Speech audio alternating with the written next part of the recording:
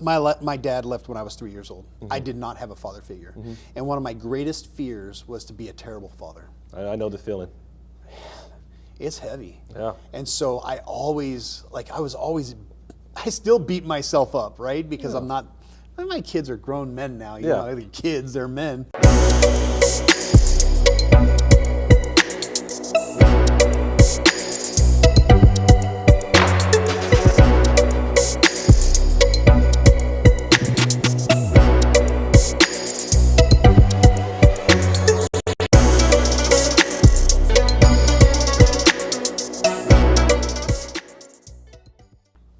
Hey everybody, it's Michael Laidler, your host of the LEO First podcast, and today I'm at the Missouri Sheriff's Association in the Ozarks. Yeah, amazing scene, amazing water. I actually got a chance to be on the boat last night, so I'm already having a good time while I'm here. Well, as you know, I love doing in-person podcasts, and I was prepared, but I didn't know I was going to actually get a chance to do it, so I met my new friend, Will Akin, Sheriff of Clay County, and I said, you know what? Would you mind being on my podcast? I looked at his background. I kind of knew what his answer was going to be because given the group that he's associated with outside of his current agency, they're known for leadership, training, and being willing to speak and share what they have going on. So I was pretty confident that he was going to say yes. So I'm excited to be here with you, Will. And I love the opportunities to see different people in different states at different levels because we all have unique stories. And for you guys, I could tell you, I don't know what his exact story is going to be, but I already know just based on a few things we talked about before we start the podcast that you're going to be in for a treat. So whether this is your first time watching or you love watching it from YouTube, Spotify, Apple Podcasts, whatever it might be, this is going to be one of those podcasts that I know we're going to be able to look back and reflect on and really learn from just from your life experience. So enough of me rambling, enough of me talking. I've been doing enough of that today. I'm going to turn over to Will. Tell us what you want us to know about you. Well, first of all, I just want to say thanks for inviting me on your podcast. You had a great presentation this morning, and when we were eating lunch together, I was looking you up on LinkedIn, and I was like, oh man, this guy's legit. And so we started talking, and you were like, hey, how about doing a podcast? And I was like, absolutely, absolutely. So thanks for the opportunity. Appreciate you. I never wanted to be a cop. I've been hearing that a lot. Never wanted to be a cop. When I was growing up, rough childhood. Father left when I was 3 years old, and we lived in terrible neighborhoods to the point where we actually became homeless for 2 years. Mm-hmm. And this was like San Jose, Santa Clara, California. Ooh, expensive area. Oh yeah. We were living in our station wagon. Yeah. And for me at that age, 8 to 10, it was more like camping. Because my younger brother, and the weather was kind of always nice, so we didn't have to worry about that. But at nighttime when my mom was working, she would park the car behind her business, and then my brother and I would just sleep in the back of the station wagon. And in the morning, I got to have McDonald's every morning. You're not knowing that. Not realizing that's not the natural thing to do. No, but we didn't know any better, right? We were just, we were just kids. My mom, on the other hand, looking back. All I can think about was a single mom just trying to make it work, and she's gone now. She passed away when she was 55, very young. Oh, young. Ooh, yeah. That's super young. I'll be 50 next year, so it's kind of like context. But I love her for everything that she did. But she finally made the decision to move to Bakersfield, California, where we got to live with our grandparents, my grandparents. And our situation improved a little bit. We were still in a one-bedroom house, and there was me, my mom, my brother, and my grandparents. Correct. So we slept on the floor in the living room. So when you were telling about your story, growing up as a kid and having all your clothes in a garbage bag, the big garbage bag, it's like, oh my gosh, I totally related to that. It's real. It's real. Yeah. But then, the neighborhood that we grew up in, I was the minority.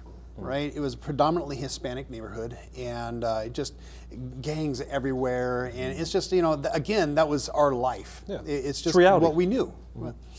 But the thing that really struck me the most was school. Man, I hated school. I hated school, and I eventually dropped out when I was 16. But it wasn't because I hated school. I thought it was more important to go to work to help support my mom and my brother than it was to get an education. Mm-hmm. Well, again. In the neighborhood that I was in, I was going nowhere. Yeah. And when I was 18 years old, I was working 3 jobs. I was delivering newspapers to about 200 houses in the morning. I'd work my regular job in the afternoon, which I was kind of like a shipping manager / fleet manager, delivering agricultural equipment to the different farms in southern and basically central California. And then at night I'd deliver pizzas. And so, this was my life, and I was just getting really tired. I was in a really bad relationship with my girlfriend at the time, and then one day, an acquaintance of mine shot a guy with a shotgun to steal his motorcycle, and that was like the straw that broke the camel's back, so to say, because I was like, "What am I doing? I'm not going anywhere." And if I was with him, if I would have been there, I would have been in just as much trouble. You'd have gone wherever he was going. Exactly. Yeah. So I made the really hard decision to leave my neighborhood, my family behind, and I joined the military.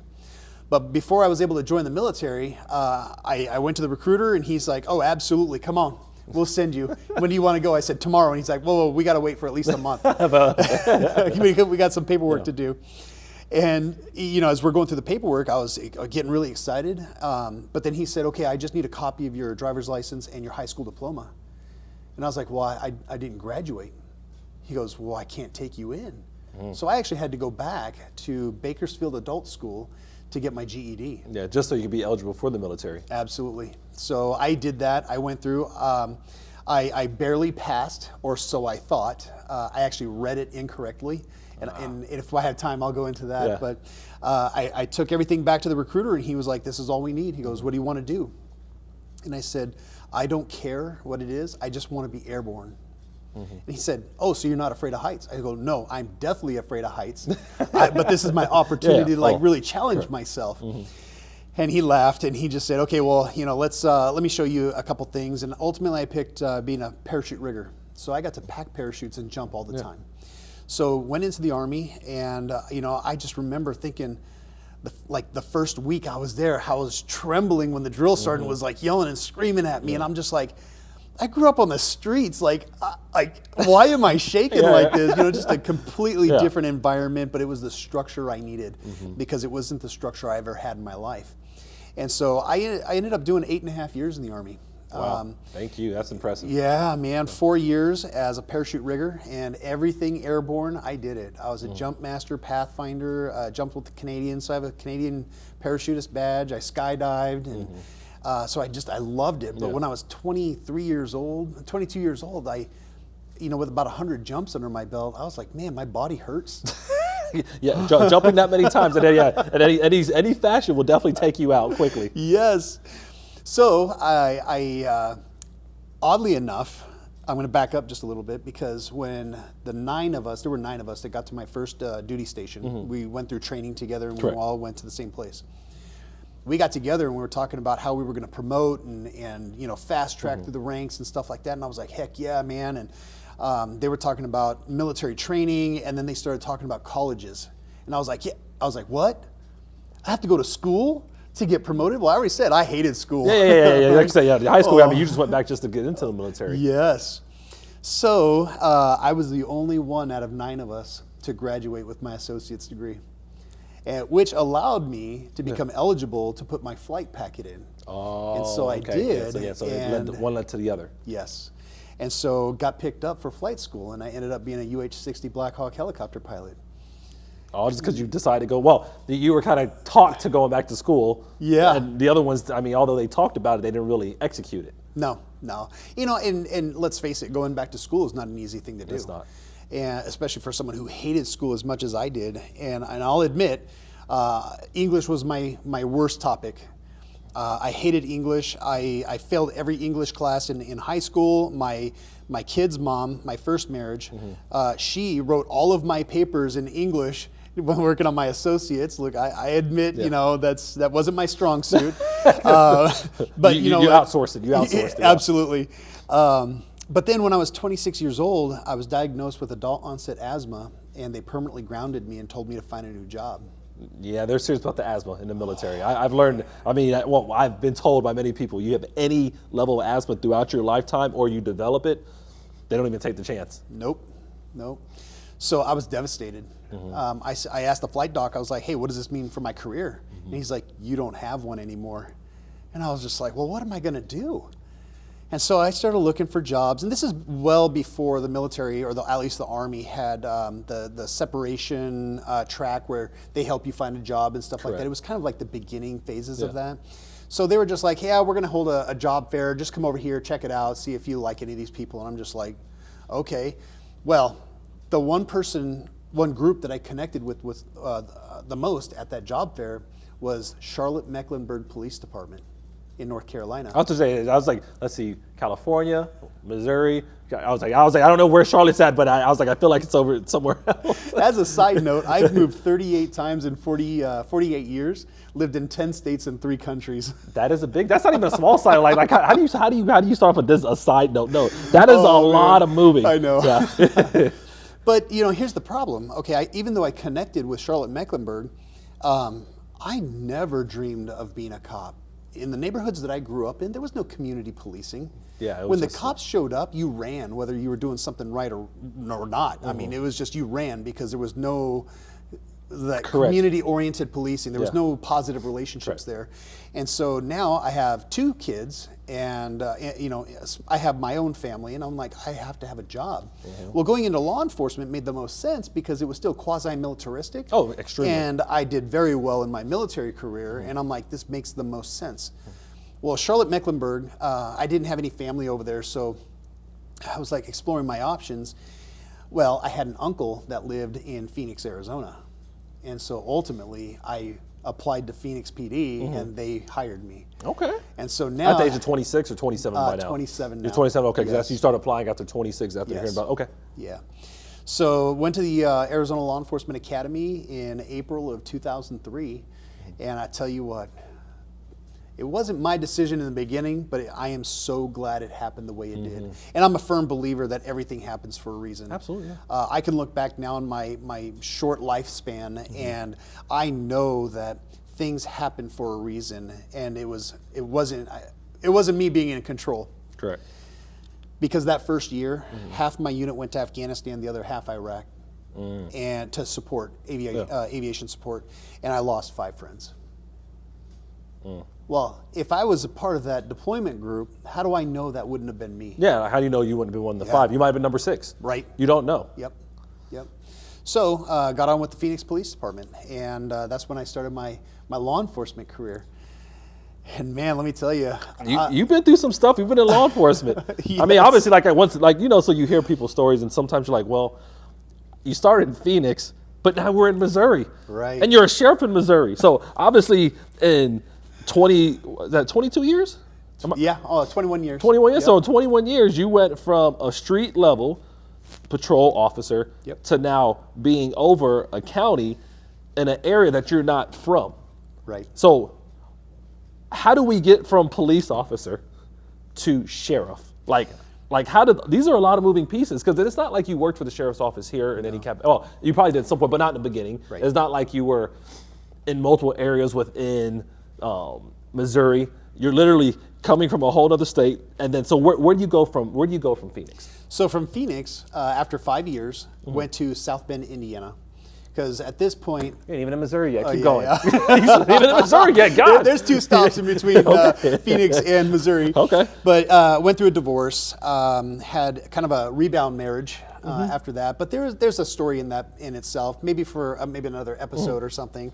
I like it. But ended up in South Bend, Indiana, because I wanted to be closer to my kids. And when I was living in Phoenix, it was 2,000 miles away from my kids. And I grew up without a dad, and I swore that would never be the case for my kids. Well, I wanted to be closer, so I moved to South Bend. Now I'm 70 miles away, and crazy enough, I spent more time with them when I was 2,000 miles away than when I was 70 miles away, because there was a whole lot of manipulation going on. My year in South Bend was not a good one, let's just say. Fair enough. But it's reality, though. It's reality, and I wish divorce on no one, because that was very difficult. Especially for the kids, But it wasn't just that. The South Bend Police Department was a hot mess. And, I grew up in Southern California. I have Mexicans in my family. I have Filipinos in my family. Diversity. Absolutely, right? The melting pot of society, I go to South Bend, and I tell you what, the racism. Yeah. They were dropping the N-word in briefing like it was a regular part of their vocabulary. So, all right, so I Do the math. No, I'm going to do the math because I'm a very realistic person. I transfer. I think I've told you guys that throughout the presentation. I tell people all the time. So we're not talking about the 60s. We're not talking about the 70s. We're not talking about the 80s. We're not even talking about the 90s. We're talking about late 2000s. 2008. 2008, because once again, we track keeping up with your career. You started in 2003 for Phoenix. Now 5 years later, now you're in South Bend. So, like you said, and some people, you know, it's weird how sometimes we think that things like racism just has gone away. And obviously we're 17 years removed from that time, or 16 years if my math is right. But regardless, I mean, in our lifetimes, you're, like you said, you're hearing it. You're just like, guys, this is like 2008. Like, this ain't the 60s. I struggled with it. Yeah, like, but people don't think people don't believe it was even a reality. They would never say, well, I'm gonna look at Will Akin and say, he's been around racism because he's only going on 50. But they don't know, people don't know that it's just within the last 20 years, you actually went through it. Yeah. And now obviously it was directed towards you, but that obviously in the environment, they're like, oh, we can speak freely, but it's reality. So cool. Sorry, you told me, go ahead, Yeah. go ahead. Now, I do have to throw in kind of like a caveat, not a caveat, but kind of like in all fairness, South Bend is in a much better place today. I'm Good. still connected with Yeah. guys who started it relatively at the same time I did, and now they're command staff, and the stuff they post on social media, I'm just like, yes. Yeah. They finally have gotten to a point where it's not Good. like it was 14 years ago. But sometimes you walk into that. Oh, yeah. You don't know Oh, what you're gosh. walking into. I mean, it ain't like they advertise it on the, like, hey, No. come to South Bend, we're gonna use the N-word. Like, you know, I haven't seen anything like that. Oh, yet. man. So I decided to go to a much better place. That was Kabul, Afghanistan. And, that was good. That was good. That was good.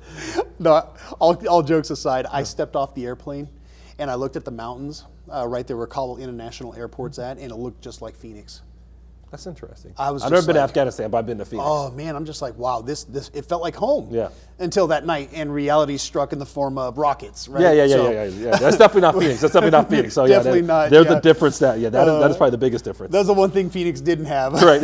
Yeah. No rockets. No rockets here. Thank you. So I spent 3 years in Afghanistan. I was a contractor. I was a police advisor, and that was a very eye-opening experience. Now, this time of my life, I've just gotten divorced a second time, and I was not in a good headspace. We briefly touched on it before we started the podcast, but I was sitting on my couch in Arizona, looking at my firearm, going, do I put it in my mouth or to the side of my head? It's And real. I was like, yeah, and because I was just going through a lot in my life, divorce and the constant trauma from the job, and I was just like, I was at my tipping point. Well, I couldn't do it because of my kids, right? So it just knocked it out of my mind. I was like, nope, I can't do this, because I felt like they would have thought I was a coward, right? Because they didn't understand what I was going through. So ultimately, my reason to go to Afghanistan was to never come home. Because you put yourself in an area that is likely that you may High not come risk, back. Yeah, high risk. extremely high risk. If people don't understand what Afghanistan is, maybe we have a younger viewer on. Maybe they're like, I don't know. Just go look it up. And the Yeah. rates are definitely not as there's a little bit of risk averse there. To say Oh, the yeah. least. Yes. I was the one who quickly got a reputation that no matter what the threat analysis was, that Will be your guy to go out on that mission, right? Because if I died over there, my kids would have thought I was a hero. I was serving my country, you know. Now I'm really glad that I'm still here today, I being am able too, to yeah. do this podcast Yeah, with yeah, you. yeah. But it was interesting because the first 7 months I was working with Afghan police chiefs, trying to help them learn how to be police officers, and we did everything from logistics to operations to finances, but that was a waste of time. It was literally the warlord of that district wearing a different uniform because of the occupation of the time. So I actually went from that contract to a different contract for the Family Response Unit. That was awesome. Still in Afghanistan. Still in Afghanistan, because I got to work with investigators who were educated, who could speak English, and loved their country. So I helped them work crimes against women and children, gender rights violations, and human rights violations. Got to work with all of our international partners, and just kind of like spotlight the importance of respecting women, because they're not very well respected over there. Yeah.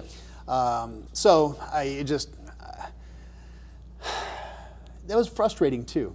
It was really frustrating because of the things that was brought to our attention that we had no authority over. Correct. You just had to sit there and all we could do is just help them, Yeah. because we didn't have executive authority.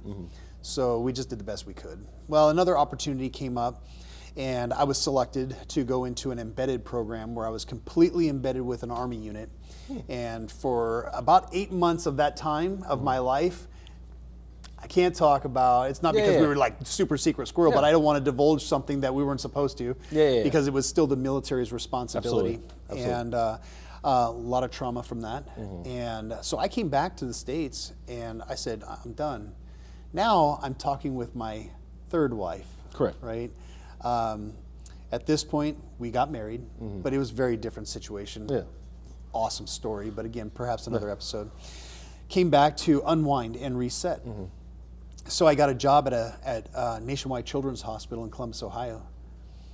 It's a research hospital for kids. Yeah. I saw more dead kids there than I did anywhere else in my life. Because I mean, obviously, if you're a researcher, you got to research. You got to have the person there, or that, whatever you want to call it, in that situation. Like you can't, if you're gonna do the research, it has to be in that environment. Yep. Amazing research hospital. I mean, I loved the staff.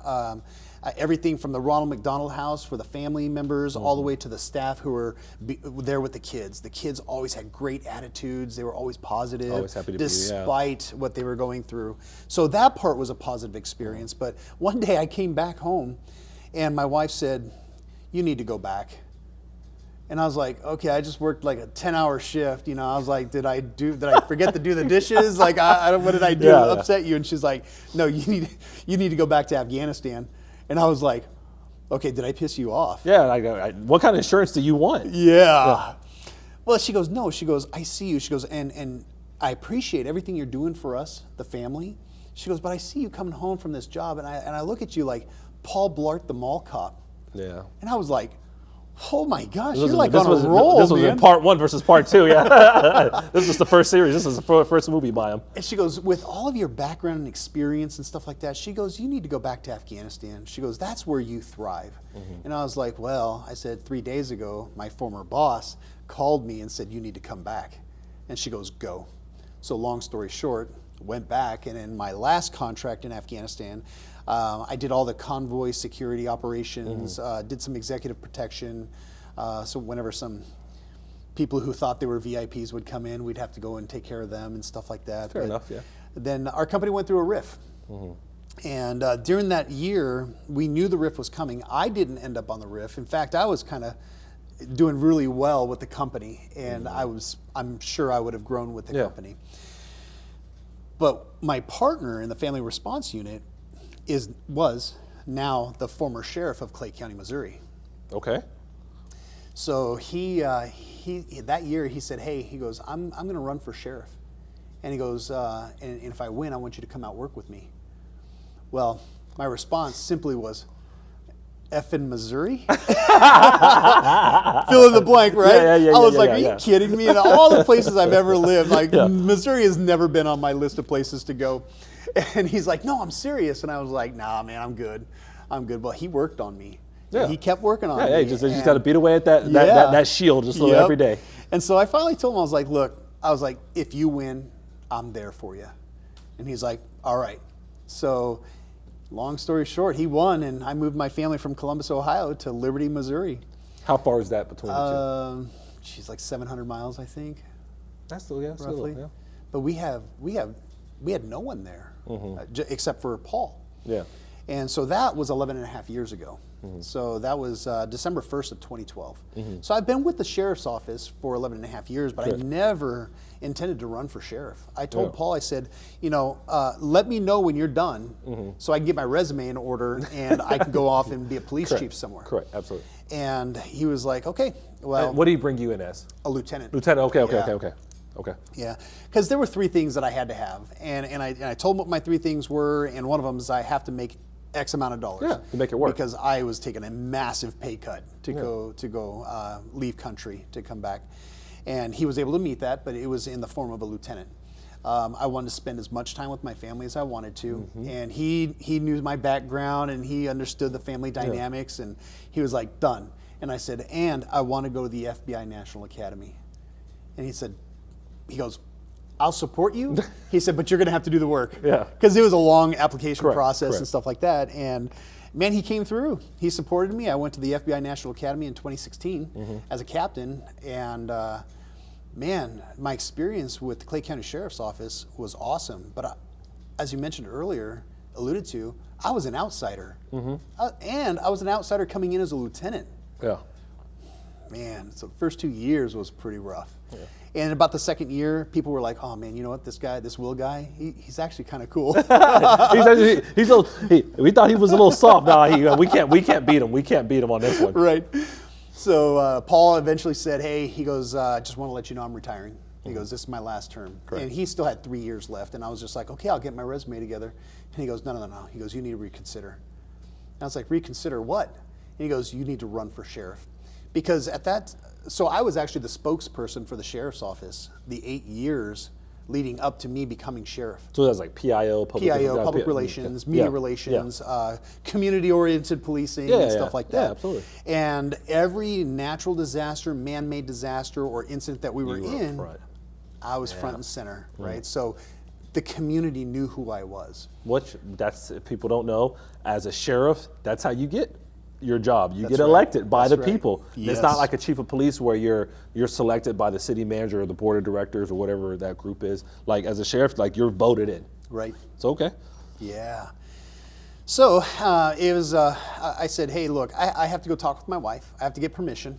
Fair enough. Look, I've been married 3 times. Yeah, I was like, you're learning. I learned, what I can get away with and where I need to go. Okay, I need to bring my life partner into this, conversation. Yeah, there's no more just winging. No, and so I approached my wife about it, and she was just like, "Are you crazy?"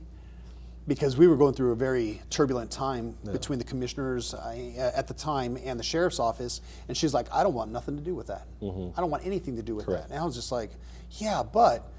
Like, it's not that I want to be sheriff, but if he retires, then who's the next sheriff going to have a boss somewhere. Right. Yeah, well, I would, yeah. Yeah, no, that's what I'm saying. Like you would have it, like you have to think like, hey, if I don't get a chief of police or if I don't get another job somewhere else, whoever comes in, they're going to be my boss, so. Yeah. Yes. And so we fought for about 6 months. And she finally gave me permission. She said, which is good. "If you're going to do this, you better do it to win." And I was like, "There's no other way." And so I spent 2 years running for sheriff. And November of 2020, the people decided that I was the best candidate for it, and they elected me. And I took over January 1st of 2021. Wow, that's a lot of different moving pieces that you went through. I mean, I don't know. I can't remember. You said 30 or 38 moves in 48 years. Yeah. Whatever you said, it started with a 3. It didn't start and end with 1 3. It was double. It was double digits of 3. So, with that, one of the things that I want to get back to, I'm going to go back to your Afghanistan days, and there was that 3-year window when you were gone. You were over there. How did that impact your family, especially your boys? Oh man, I carried so much guilt. So much guilt, and the reason for it is because I was on the other side of the planet. Yeah, right? no, literally, that's not even 2,000 miles. That's gosh. What, I don't know, 15,000, 7,000. Yeah, that's a lot of miles. Yeah, but years later, my sons are 19, 24, and 28. The only one that has a birthday left is my 24-year-old. He'll be 25. But we all had them at home. We had all of them at home. And I'm very animated at home, super silly and stuff like that, because I have to be serious all the time, at work. And I told them, I said, "Guys, I just want to apologize to you." And they were like, "For what? Like, what's the punchline here?" And I was like, "No," I said, "I've missed out on so many things in your life as teenagers. Like, I wasn't there for you." And my oldest son, he turns around and he looks at me and he goes, "Dad, are you kidding me?" He goes, "Even though you were on the other side of the world, you still knew who our teachers' names were, what our teachers' names were." And it wasn't until that moment where he said that where I was like, "Oh, I might not have been present Physically. physically, but I was still present in their lives. Correct. And at that time we had Skype because FaceTime wasn't. Oh yeah, that big a deal. Skype, Skype, it was, I don't even know what happened to Skype anymore, but Skype was definitely the pioneer of video messaging. Yes, and so I would say, it wasn't every night, but I tried to talk with them as much as I could. So I was still present in their lives. I just wasn't present physically, and it's just what it was. When I was over there for the family. Now, my wife today, if I said, "Hey, babe, I'm going to go back to Afghanistan," she'd be like, "I'm going to lock you to the pipe in the bedroom." So too many. You ain't doing it no more. Yeah. I think the kids would be involved in doing that too. Yeah. So, so a very different time. But that also allowed me. So I met my wife online, and we just celebrated 13 years, our 13th That's anniversary. amazing. Yeah. We've been together for 14 years. But we met online, and so we were able to build a relationship on a platform of communication. Because in the 2 years that we were together at first, we kind of added it up, and it was like 3.5 months total combined time that we were able to spend together. And so the rest of the time, the rest of the time was emails and letters, and even though. Man, I hate writing, right? Hey, but that's check this out. So I did that because I was courting her, and now she's my best friend, hands down. But just kind of in addition to that, in Afghanistan, I went back to school, and I finished my bachelor's degree in criminal justice. Okay. So my associate's was in behavioral science. My bachelor's is in criminal justice, and that's when I was like, man, school's kind of easy. Even the writing was kind of easy. It's not that bad as I thought it was going to be. I think mostly it was because now I wanted to do it as opposed to me having to do it. And that was just a very different mindset. And I actually went on straight into my master's program and got an MBA with a concentration in management. And I actually finished that while I was at the sheriff's office. Nice. Well, I was done after that, man. I was like, school, I am done. I'm already getting things I don't need right now. Because people don't know in law enforcement, you really don't need it's not a necessity to get to certain levels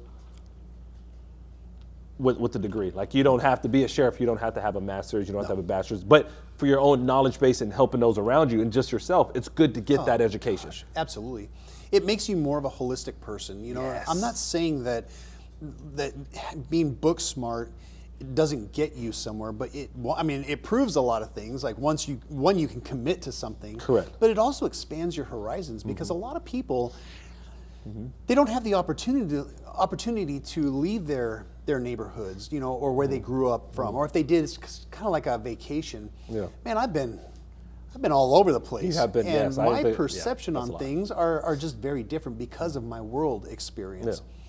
But long story short, I ended up teaching at a university, and it was funny because I kept looking at my colleagues, not my peers, because they were all doctors, and I was like, how in the world did they become a doctor? Because something's missing, right? That's brilliant people, but when it came to common sense, I'm like, oh, street smarts. There's no street smarts. And I was like, if they can do it, I can do it. So I actually went back to school and graduated with my doctorate in 2020. Wow. So, you were just on a roll. You went from not even graduating high school, now you go to adult school, you're in the military thinking, you know what, I'm just gonna get an associate's just because this is what we talked about. And plus you need it for the flight school. Now you done jumped in the bachelor's, like, man, this ain't too bad. Master's and now a doctorate. Wow. Yeah. So my hashtag, GED to EDD. But it's legit though. But you see, like with all these experiences, and obviously it's great that you have a relationship with your kids, and obviously you found the right woman for you. Yes. It took you 3 times, but hey, sometimes third time's a charm. Hey, third time's a charm. Hey, some people get fortunate, they get one and they're with them for 30, 40 years. Sometimes people go through 4 or 5. You don't really know, but obviously you had a lot of ups and downs. You had a lot of highs, you had a lot of lows, whether it's the marriage or your family.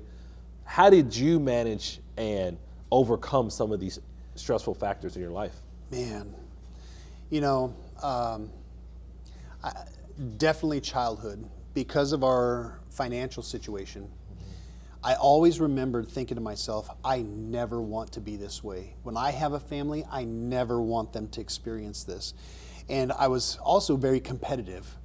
You know, I didn't have anything. So what I had, when I did have something, was because I had the drive to go and get it. And so I think that kind of like set me on the path. But it wasn't until the military. The military created structure for me. They put me in hard situations that I had to overcome.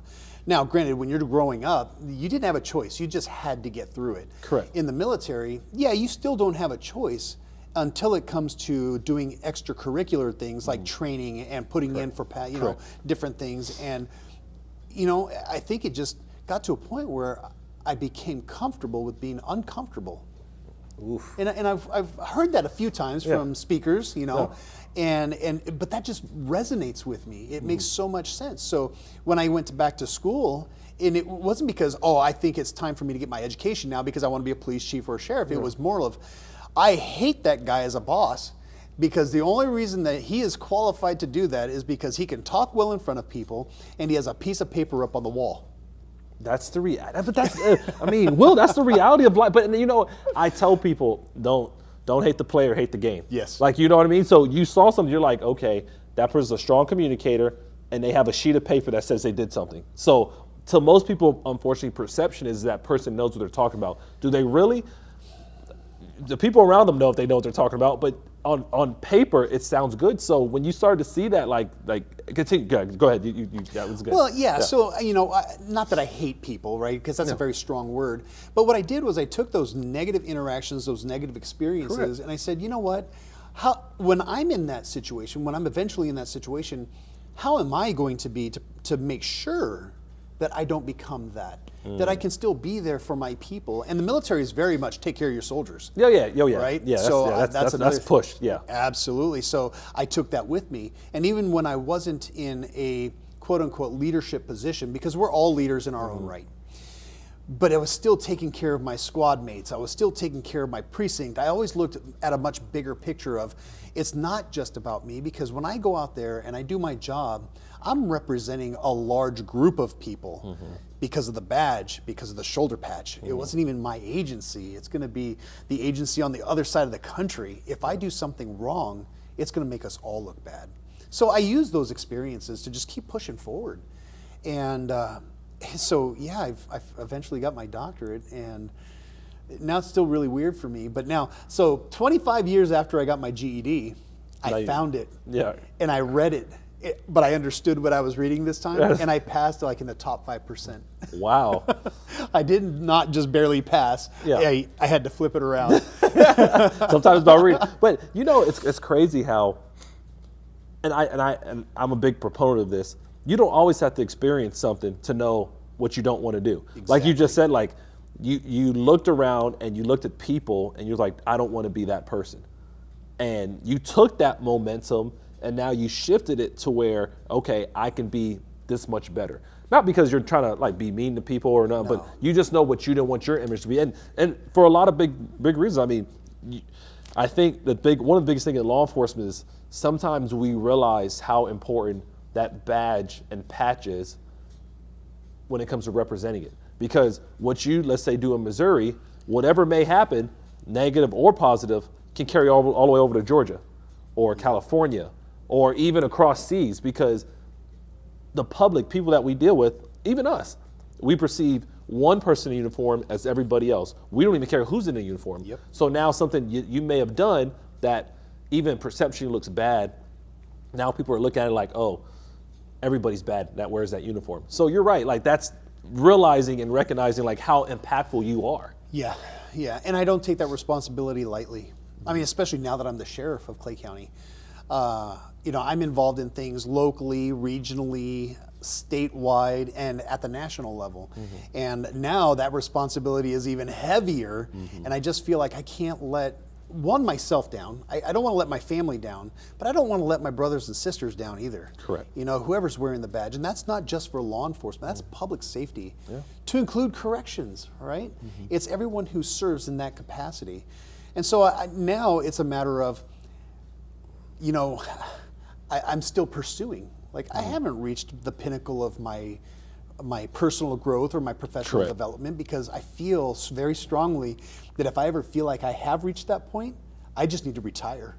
Yeah. Because there are always opportunities to learn and be the better version of yourself. Yeah. So when you were talking about that in your presentation, I was just like, yes.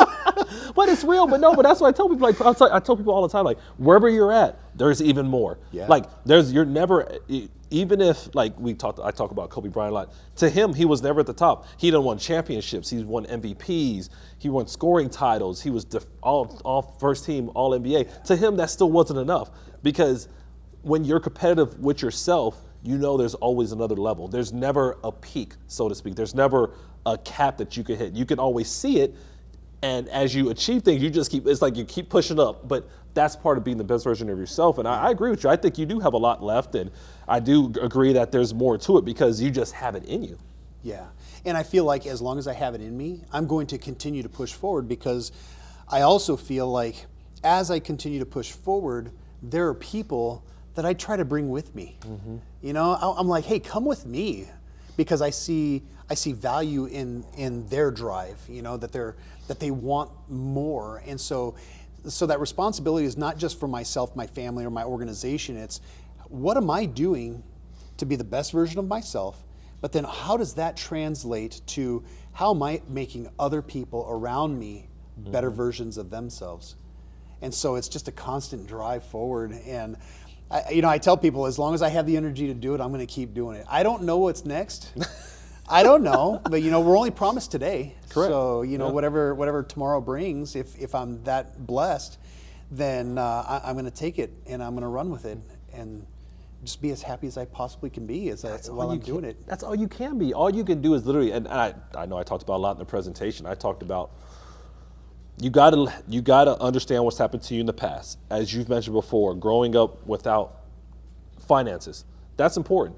I mean, you had to suffer through things that some people have never suffered through or have, and they're wondering if they should still be here. You say no, you can do it. You went through several divorces. You've worked multiple agencies. You have kids where you weren't always around, not physically, but obviously emotionally and present in that way.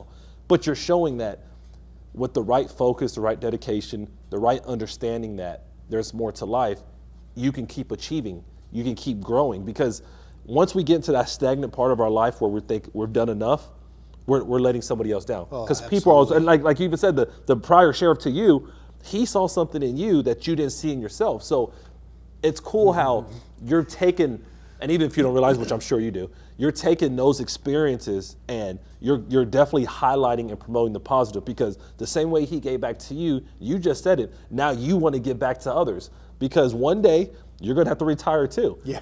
Or you're just going to say, you know what, I just want to go, I can't do it no more. I want to be with the kids or the wife, or I just want to go to the cabin and look at deer walk by all day, whatever it might be. But it's cool that you recognize that, because that's, I think, when people obtain the highest level of leadership within themselves and being that strong leader, that's when they get to, because now they want to develop more leaders. That's a whole other level of growth. And obviously you're thinking about it, talking about it, and sounds like you're living it. Wow. Someone asked me not too long ago, what do I want my legacy to be? I'm like, I don't think about my legacy. It's because, in a way, it's kind of like, I don't want to talk about my legacy because, I think I have a little more humility than that, and it just feels weird to talk about, this was going to be me and this is what I left behind. But it's because that means I'm coming close to an end of a chapter. And it's really hard for me to think about my legacy because I'm starting to near that chapter. But, I started thinking about it and I was like, if I'm known for nothing else, it's for how many people I've created opportunities for. Developed to go on to be police chiefs or directors of security. Correct. Or, I don't know, the next sheriff of Clay County. Yeah. I was like, I think that's what really gives me fulfillment, knowing that I've provided opportunities. And what I tell my people is, I will open the door for you. It's completely up to you on whether or not you walk through that door. And that was something that I learned from the previous sheriff. I thank him because he's truly the reason that gave me, I feel like I owe it to him. And he said, Will, all I did was open a door. He goes, you didn't just walk through it, you ran through it. And I think you actually jumped through it. You were, because you tell me I was running from something. That's why I was like, you know, when I was younger and I was running from all this other stuff, I just kept the momentum going. Right. Yeah. I already knew how to run. So when you opened the door, I already knew what that meant. Yeah. Yeah. So, you know, I just want to make it better for other people. My mom, when she was still around, you know, the one thing that I didn't understand her at all. And from childhood, it was cool because she would always bring in strangers who ended up being family friends. You know, she just felt like she needed to be there for that person. To the point where just before she passed away, I would send her money because her financial status never changed. I mean, she was just really rough life. Yeah. But you know what she would do? All the money I'd send her, she'd give to the church. Of course. And I'm like, Mom, you need that more than... That's not her. You know, but... That wasn't her. I've learned so many lessons. Yeah. And I can reflect back now why or what that meant for her and my own walk in my faith. And you know, I would have never understood that back then. Well, that's what we learn. We mature. Yeah. We pay attention. Like you said, you start looking back at just like, I mean, I'm in the same boat. I look at some things my mother sacrificed and what she continues to sacrifice. While I didn't realize it in the moment or when it was going on, now I look back at it as an adult, as a father myself, and it's like, this is why she did what she did. Yeah. And this is why she continues to do what she does. Just like you said with your mother. Mom, I just gave you this money. Why'd you give it away? Because that's just who she is. That's who like, she you're was. not changing that. Like, in her mind, her job was to be a giver. Yeah. Obviously, she appreciated everything you did for her. Obviously, she's probably said, I love you, thank you for everything. But now, since that's in her possession, now it's like, hey, now I know what I need to do with it. Man, check this out.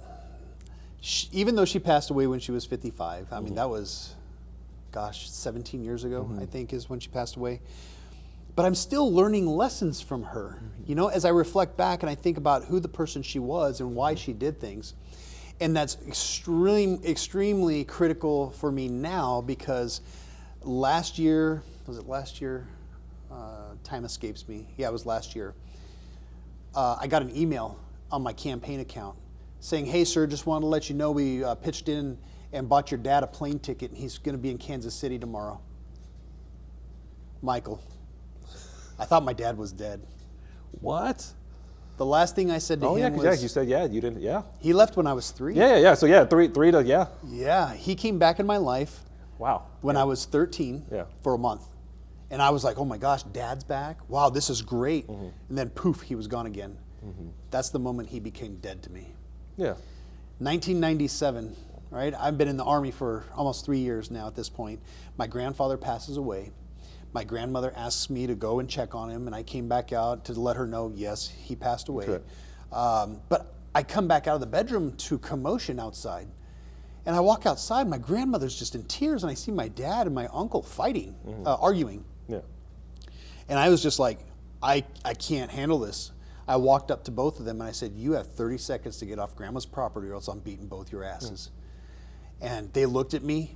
I looked at my watch. I said, time's ticking. It was like, trust me, you ain't gonna win this battle yet. Yeah, I'm trained now. Y'all just don't understand. That's why I looked at it. It was like, oh, he might get us on this one. Yeah. Like he's on the bigger side right now. Like he's been working out. Like he's done a few push-ups lately. Oh my gosh. So they left, and that was the last time I saw my dad. And then, you know, I talked with my my uncle because that was before I moved to Phoenix, where he was at, and he said, oh, your dad's homeless. And so my dad was actually homeless for 25, I estimate about 25 years. Probably after since 97, give or take. Yes. Okay. Yeah. You know, I see this email and I'm like, what the heck? Yeah. I'm like, well, who is this? Yeah. Like, is this a spam? Is this like from a foreign country? Like you guys are just getting me? So what ended up happening was he would get Social Security checks. He could afford to stay in a hotel, cheap hotel, for 2 weeks, and then he'd run out of money. Yeah. So then he would live behind this gas station. Well, he befriended the employees, who all thought they were doing him a solid by pitching in for a plane ticket and flying in from LAX to Kansas City. I didn't know who this guy was. This is a complete stranger. Yeah, 25 years, yeah. Yeah. Well, I'll tell you what, man, second chances. We've reconnected. I look after him. I care for him. He's got his own apartment. And for someone who was homeless for over 20 years, 20 to 25 years, he is the most kindest, gentlest person from that circumstance. Correct. Now, I don't know what he was like every other time, because really my first memory of him was him and my mom were fighting, and I was pushing him away because he was hitting my mom. Yeah. And so I really had a low opinion about him anyway. But now he's back in my life. And for going through all that over the last 2 decades, he's nice. We talk. He's clean. He's organized. I looked at his backpack, which had all of his possessions in there, and everything was folded and nicely neat. Yeah, you know, yeah. I was just like it was what structured, the like it had heck? structure to it. Yeah. But now he's back in my life, and I'm caring for him. So where do you think that level of compassion for a second chance came from? My mom. I know. I knew the answer. I was messing That with was you. easy. Well, I was just messing with you. I knew the answer. Everybody listening and watching the air, we all knew the answer yeah, already. But yeah. I was like, let me just put it out there just to confirm. But it's crazy how even given your level of education, obviously you understand about legacy. Our parents didn't understand about legacy like that. They just lived who they were. Yeah. That's all, and who they are. That's also your mother. Everything she did was that was how her heart was built. She wasn't taught that. She could have learned it, but not in a school setting. Right. She just realized that, you know what, this is who I am. I need to be that role model for my kids. I know finances suck, but I'm going to do everything I can to help them to survive. And obviously, I know you talked about legacy and you get worried about it because it's all, but legacy starts, what I have learned, Michael Laidler, what I've learned in training and development is legacy starts day one of whatever you do. Yeah. Because you can be Phoenix PD for 5 years, and although you never retired, you left some legacy there, or you could have. So when I talk to leaders like yourself and great people that have great stories, I say your story is always, you've had a legacy all your life. You don't know who's been watching it or needed it, but So true. just because you have a legacy, and I know it's hard to talk about it because it's like you said, it makes you like it takes away, like you think it takes away the humility. For me, as I've learned, it's like, no, you need to, because you need to let people know, like wherever you're at, even if you're day one in college, what you're doing right now is legacy. Your first day on patrol, your first day in the jail, your first day as a sheriff. You don't have to wait till year 3 to say, I want to think about my legacy. No, day one, like what are you doing to pave the road? And what do? You build yourself up. You know, it's interesting you frame it like that, because no one ever did that for me when I got into the military or when I got into law enforcement. And now that you framed it that way, I feel like I'm doing a disservice to my employees, my team members, because I'm not framing it that way for them. So it's definitely something that I'm going to think about after we leave here. No, it's true. That's but it took me some time. Like I know I told you guys throughout the day. I only talk about what I know. And one of the phrases, and it used to be one of my main quotes I used that I created, especially when I first started my business in 2017, was, it is simple, create your legacy. And the reason why I say that is your legacy starts on day one of whatever you're doing. You don't need, like it's not the end, but the end's gonna come someday. Yeah. And you don't wanna start thinking about the end when you're 95% into it. So let's say our life, for example. We know the average life is between 80 and 90, let's just say. Not law enforcement, we're like 55 to that's 65. Different. Yeah, that's a different story, but let's say this average person. Yeah. So if you know you're gonna end your life, or not end your life, but if your life's coming to an end between 80 or 90, why wait till you're 60 to 70 to say, you know what, I need to start building my legacy? Right. No. From I tell my son at 10, I said, hey, what you're doing now will reflect on you later on. And I tell him all the time, and he doesn't understand me as much, but he kind of gets it. And I'm like, what you're doing at 10, people are watching. You are a leader. Like when he's going hard on himself, like tough because he didn't do so, I said, hey, get over it, recover. You are a leader. Your legacy starts on literally day one of whatever you're doing, whatever sport you're in, whatever family situation, whatever job you're in, because legacy doesn't have a time on it. And we never know when that time's gonna end. Like even like you said, like before you put in for sheriff, if you didn't get it, and this is what I've heard, and I don't know if it's like here, but when new sheriffs come in, they can fire pretty much, or it doesn't guarantee you're gonna come back. So your legacy could have ended at the sheriff's department right there. Now you don't want to say, oh man, I wish I would have did this last year when I was a lieutenant or a captain. Well, no, you do it now while you're in these roles, because you may go back to 2020, go back to COVID. People just start leaving law enforcement or leaving whatever they're doing. So all the legacy they thought they were going to do they missed it because they waited. So that's why I push it so hard. I'm like, hey, start today, because you never know what tomorrow has to offer. So a legacy building has to be an everyday thing. But it still sucks to talk about it because it feels weird. It feels weird. It's just weird because you're just like, I don't want to say that's what I'm doing. No, you need to, because it's important for you to know that you're building. Yeah. And one thing I know I've learned, I'm not a psychologist, but through some of the psychologists I've talked to, like when they do like inmate assessments, some of the things they talk to them about is hope and building. And they want to get them to understand that there's more to life from whatever they have going on. So when you know you're building your legacy, what is that hope? So same thing. I hope to build a strong legacy. So you don't want to say, well, I'll build legacy in a couple of years. No. So that's why you use that as a strategy to pretty much trick your mind and say, no, there's going to be positive days because this is the legacy I'm building. That's so true. That's good, man. Like, I thought we were just going to have a conversation. Here I am learning now. This is just how it goes. But I tell people, well, this is the reality. Like, and you don't have to be in law enforcement to understand, like, we're people. Like, your story can be anybody's story. Literally, anybody that's watching, listening, anybody that's heard it before, your story, you can insert it. And you could take your same story and put it in any industry in this world. You could have been a scientist that went through this. You could have been a professor that went through this. But in this case, you're in law enforcement, you went through this. I mean, people sometimes think that because we put on a uniform that everything that's happened before our lives has to get erased and anything else we're doing doesn't count. But what you have gone through is a testament of your character as well. And I think when we look back on it, or even when you look back on it, when you're taking away your own like when you're not trying to be humble and you look, you're like, man, I really set a lot of people up just by being here, wherever that's at. I'm present. Your kids will appreciate it. Your third wife will appreciate it. My final wife. your third and final. We'll say your third and final, but regardless, that's what it is. So for you, since you've been building your legacy, and that's what I'm going to say, you've been building it all your life. You've been building it for nearly 50 years. How do you think your family sees that? Oh, man. That'd be the last tough question. We'll do two questions after that, but that'd be the one that I like to hit home with, because it's all about obviously building us, and then what is your family seeing right now? Or what do you want them to see? Well, I tell you, man, I know they're proud of me. People have been asking me recently, like, where's the next chapter going to lead me, right? And it's really political, in the political realm. Right. Are you going to go and run for a state position, or even further than that? And me, I'm really resistant to that because I really like being the sheriff. Mm-hmm. And I see what's actually happening in politics right now, and I'm just really put off by it because whatever happened to civil discourse and being able to work with each other, we don't have to have the same opinions, but we can still be kind to each other and respect each other, and that's not what I'm seeing in politics today.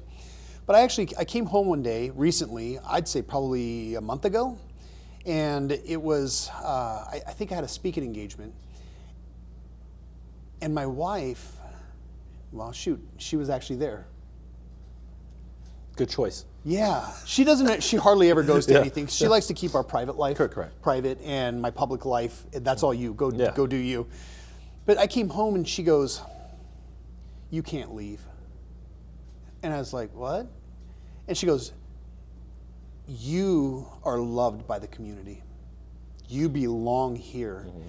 And when she said that, it made me realize that for the first time ever in my life, I finally have a community. You have a home. I have a home. Yeah. You know, I've moved 38 times in 48 years, lived in 10 states and 3 countries, but Liberty, Missouri is home. Mm-hmm. Clay County, Missouri is home. And that, I mean, it really crashed down on me, and I was just like, man, like,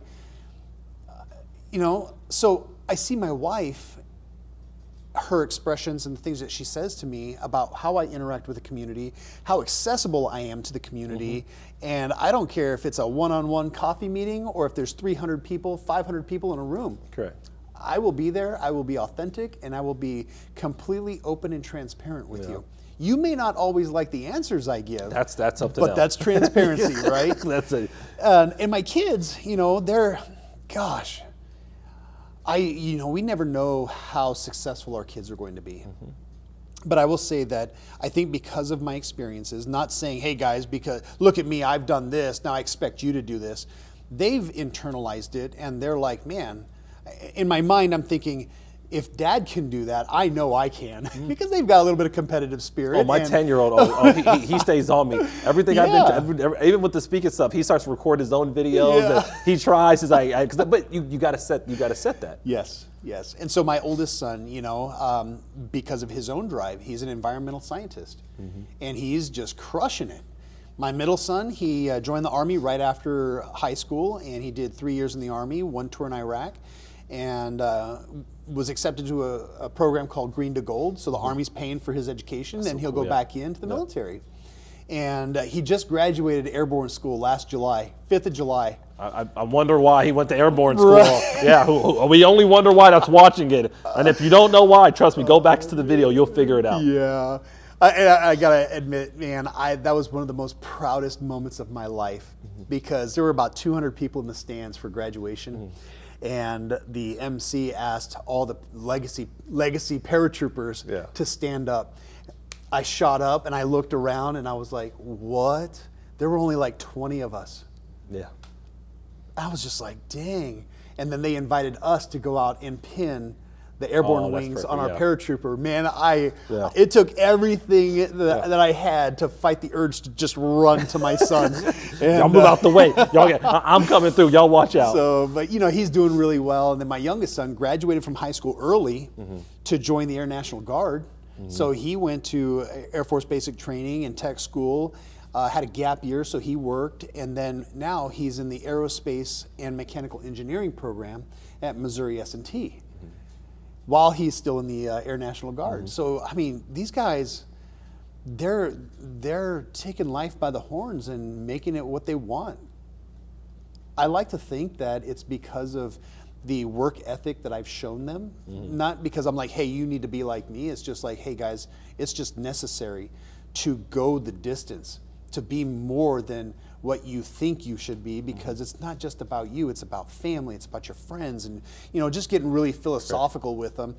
And so I guess the way my family looks at me, oh gosh, I wish they were here to answer that question actually. Well, we'll have to get them to chime in next time, like I'll be in Clay County, I'm bringing the whole family, we're gonna have microphones, we're gonna have a table set up, we're just gonna do a little round table. But I think when you boil it all down, my dad left when I was 3 years old. I did not have a father figure. And one of my greatest fears was to be a terrible father. I know the feeling. It's heavy. Yeah. And so I still beat myself up, right? Because my kids are grown men now. They're kids, they're men. But I've always tried to be the example, set the example, just be what I needed, what I thought I needed to be for them, so they could be successful in their own right. And so, when you boil it all down, I'd like to think that I've been a positive influence in their lives, to include my wife. Well, yeah, and it's crazy. I think at the end of the day, I think they all know that you love them. Oh gosh. And I think that's where it really counts, because, like you said, sometimes people say, well, or they have a misconception that, well, if I'm not there, I can't be a strong father. No, you can do other things. Like you said, Skype, I FaceTime. I mean, people know I travel often. Yeah. I FaceTime my son every day. Yeah. Every single day. Only time I don't is maybe I fell asleep or he's sick.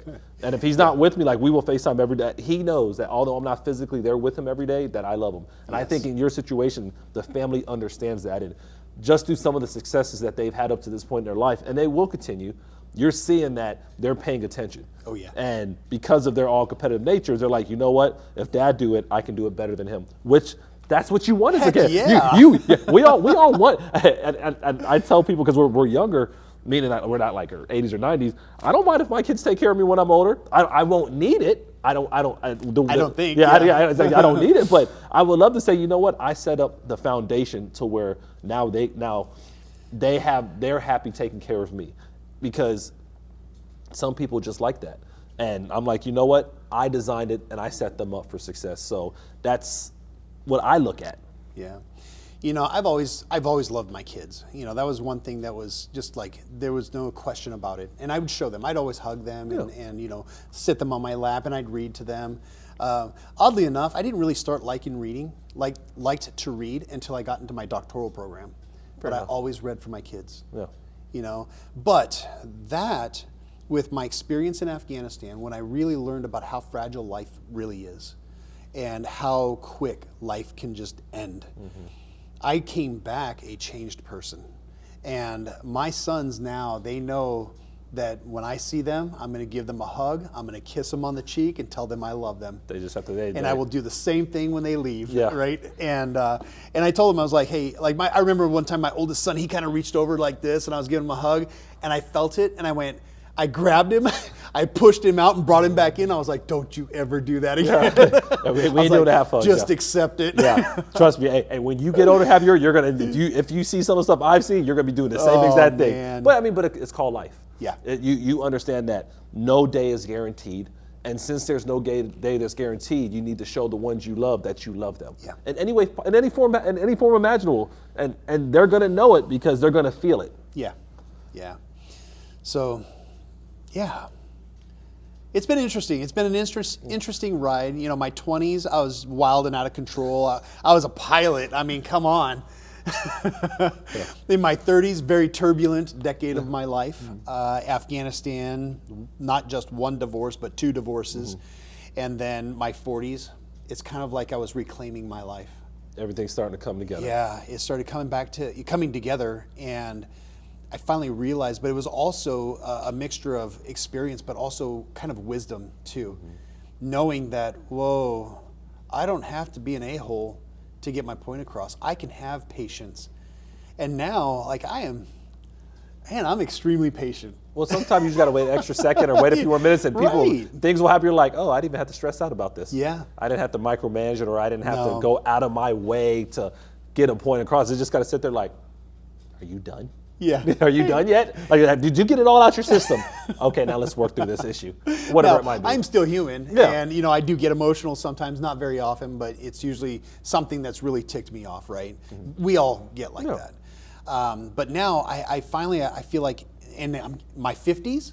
Oh, I'm so looking forward to my 50s, man, because I know it's going to be awesome. Yeah. I really do.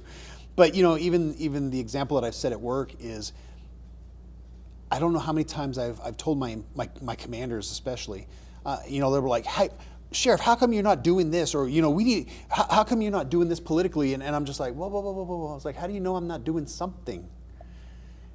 And the response is usually like, well, what do you mean? I go, watch how this ends up, and then I'll explain it to you. But I'll tell you this much. This is how I think it's going to end up. I don't know when it's going to happen, but this is how it's going to end up. And sure enough, it ends up that way. And they come back and they're like, how do you do that?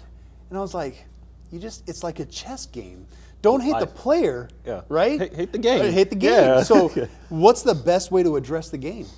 Be as good as you can at it. Yeah. Because that's what it is. I mean, and we call it politics, game, or Yeah. whatever. Just Yeah. that's just life. So, Yeah. with all this that you've said, all this that you're doing, everything that you're striving for, if people were trying to find you, how would they do that? Very easily. Like I said, I'm very accessible. I'm on Facebook, Instagram, LinkedIn. On Facebook and Instagram. On Facebook, I have 2 pages. My official page, which is Sheriff Will Akin, and my personal page, which is very personal. I'm an open book. Yeah. It's just Will Akin. Yeah. And Keep it simple. But yeah, Instagram is at Sheriff Will Akin, and I used to be on Snapchat, but man, I don't have time for that. But then Will Akin EDD is my LinkedIn, and my email is will.akin@sheriffclayco.com, and just hit me up if there's anything that I can do for the viewers or for you. Like I'm there. Well, it sounds like you're going to be filling up your sheriff's office a lot quicker just based on something like this, hopefully. Hopefully there's a few perspectives out there that say, you know what, we want to go work for the county up there. Oh, man, that'd be awesome. I try to be optimistic about it. That's why I say it. So with the final word, or excuse me, what people be able to find you now, all the different social medias, the email, what final words do you have? Final words. Life is too short. Life is too short. There are times to be serious, and then there are times to enjoy life. And don't forget that there are people who are in your life that need you. And that just doesn't mean being there for them, because you have to be there for yourself first and foremost. Because if you can't be the best version of you, then what are you to everyone else? And that was a hard lesson that I learned just last year. And it finally opened my eyes to realizing that I have to be able to take care of myself in order to be able to be there for other people. Because if I'm not taking care of myself, then the relationship is not going to be as strong, or the partnership or whatever we're doing is not going to be as strong. So in your presentation, you talked about kind of like the importance of taking care of yourself and then your family and then your organization. I couldn't agree more, because you have to be, when I say to be the best version, it's not just going out there and pursuing educational opportunities. It's not pursuing training. It's be the best version of you mentally, physically, emotionally, because then you're that much of a better version that people can count on. So take care of yourselves, everyone. Because life is short, and I think all the points that you hit on, especially the final words, obviously it's pretty much all the stuff I talk about, it takes us time to learn. It's not an overnight process, but as we learn it, we realize that being present, understanding how short life is, that we can't let days slip away. And if we do, we're not just disservicing ourselves, we're disservicing around the people that are around us, family, friends, peers, colleagues. And then the organization, which we tend to put at the top, we're disservicing them because we're still not whole. We're taking off more sick days, or we're at work for 10 hours, but we're only mentally there for 2 or 3 hours. So it all starts with how we grow ourselves, but realizing that life's not guaranteed. So guys, I know you enjoyed this episode. I don't have a clue how long it's been. I think we were only supposed to go 20, 30 minutes. It may have been longer than that. And we kind of talked about that before, like how long can it go? But I hope you learned something, or even more of what I always talk about. And you've seen how people go through different things in life, and it's okay to be different. It's okay not to have the same story, but know that your story is unique. And when you share it, you don't know who you're impacting. As he said, you heard the roller coasters he's been through, but at the end of the day, everybody that actually knew you were doing it out of love. And that's the important side. From his mother to even his father, that you didn't have that relationship with. I mean, that's a resilient story I don't even have, because I never made that connection yet. But I would never put it past it, because I don't know. Everybody can get a second or third chance. It's just what it is. I mean, there's very few instances, and that's usually somebody does anything to my son, my mom, my sister. They may not get a second chance on that, and it has to be something egregious. But every other situation is possible. But a lot of it starts right here. And if you want to be that whole person, you have to continue to work on yourself. So guys, make sure if you want to hear more about Will and his story, or just want to go with another positive person that maybe you're having a bad day, we're humans. And that's the point of the LEO First podcast, is that we show the human side of what goes on underneath or behind the uniform. Because just thinking that we're all the same, or you're the only one going through something, you're not. You don't know how we got to our seats. And if you're wondering how to get to your next seat, that's what we're here for. So once again, thank you, Will, for being on. Appreciate everything. Thank you guys for watching. If you haven't, make sure you subscribe to the podcast, like it, share it. Spread the word, not even just my podcast, just on mental wellness and making yourself a better person, because I want to see all of you at some point, or I want to be able to share life experiences, because I think that's extremely important. So, important for me. I tell it's important for Will as well. Absolutely. Yeah. So thank you guys once again. If you need anything, reach out. If not, you guys have a great day.